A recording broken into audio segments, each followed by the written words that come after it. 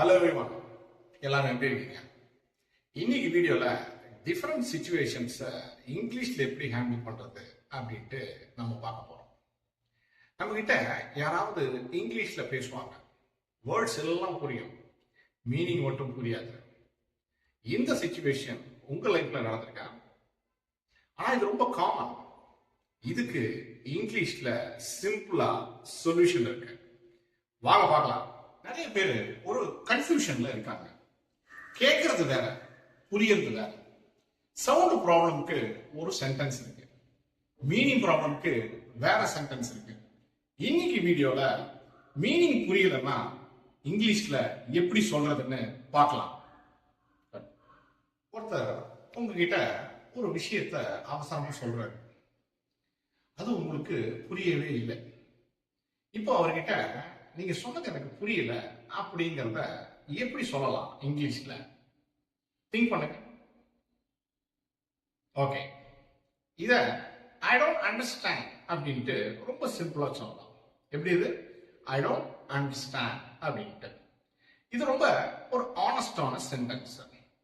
இந்த சென்டென்ஸ்ல ரூல் இல்லை. இப்போ சில பேர் ஏதாவது ஒரு விஷயத்தை நம்ம கிட்ட விளக்கி சொல்லுவாங்க, கடைசி வரைக்கும் நமக்கு அது புரியவே புரியாது. புரியாதுன்னா என்னன்னா, அவங்க சொல்ற வேர்ட்ஸ் நமக்கு புரியும், சென்டென்ஸ் கிளியராகவே இருக்கும், ஆனா அவங்களுடைய ஐடியா என்ன நமக்கு அது புரியவே புரியாது. அப்போ நம்ம நார்மலா என்ன கேட்போம், நீங்க என்ன சொல்ல வரீங்க அப்படின்னு கேட்போம். இப்ப இதை இங்கிலீஷ்ல எப்படி சொல்லலாம்? திங்க் பண்ணுங்க. ஓகே, இதை ரொம்ப சிம்பிளா வாட் டு யூ மீன் அப்படின்னு கேட்கலாம். எப்படி? வாட் டு யூ மீன் அப்படின்னு கேட்கலாம். இது ரொம்ப பொலைட்டான சென்டென்ஸ். ரொம்ப ஸ்மைல் பண்ணி கேட்டீங்கன்னா பொலைட்டா இருக்கும். என் ஃப்ரெண்ட் எங்கிட்ட வந்து வில் சேஞ்ச் த பிளான் அப்படின்ட்டு போயிட்டாரு. எனக்கு அவரு எதை பத்தி சொல்றாருன்னு ஒன்றும் புரியவே இல்லை. அவரை கூப்பிட்டு கொஞ்சம் டீட்டெயிலா சொல்லுங்க இதை அப்படின்னு கேட்டேன். அதாவது ஷார்ட்டா சொல்லி நமக்கு புரியல, விளக்கமா சொல்லணும் அப்படின்னா நீங்க எப்படி சொல்லலாம்? கேன் யூ எக்ஸ்பிளைன் அப்படின்னு கேளுங்க. எப்படி சொல்லலாம்? Can you explain. அதாவது ஷார்ட்டா சொன்னது உங்களுக்கு புரியல அப்படிங்கும் போது கேன் யூ எக்ஸ்பிளைன் அப்படின்ட்டு சொல்லுங்க. ஆபீஸ்ல உங்க மேனேஜர் உங்களை கூப்பிட்டு ஒரு முக்கியமான விஷயத்த எக்ஸ்பிளைன் பண்றாரு. 10 நிமிஷம் கேட்குறீங்க, ஒண்ணுமே புரியவே இல்லை. இப்போ சார் ஒன்றும் புரியல, கொஞ்சம் விளக்கி சொல்லுங்க அப்படின்ட்டு நீங்க கேட்குறீங்க. இதை எப்படி கேட்கலாம்? இது ரொம்ப சிம்பிளா, sir I don't understand, can you explain? Sir, I don't understand, can you explain? அப்படின்ட்டு கேட்கலாம்.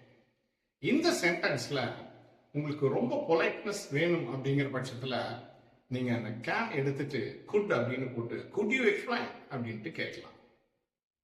உங்க ஃப்ரெண்டு உங்ககிட்ட ஒரு விஷயத்த எக்ஸ்பிளைன் பண்றாரு, எல்லாம் புரியுது, ஆனா அவர் எதை பத்தி சொல்றாரு, என்ன ஐடியா ஒண்ணுமே புரியல. இப்ப என்ன சொல்லுவீங்க? ரொம்ப சிம்பிளா வாட் யூ மீன் அப்படின்னு கேளுங்க. ஓகே, அதே மாதிரி ஒருத்தர் ரொம்ப ஷார்ட்டா ஒரு விஷயத்த உங்களுக்கு சொல்றாரு, உங்களுக்கு புரியவே இல்லை.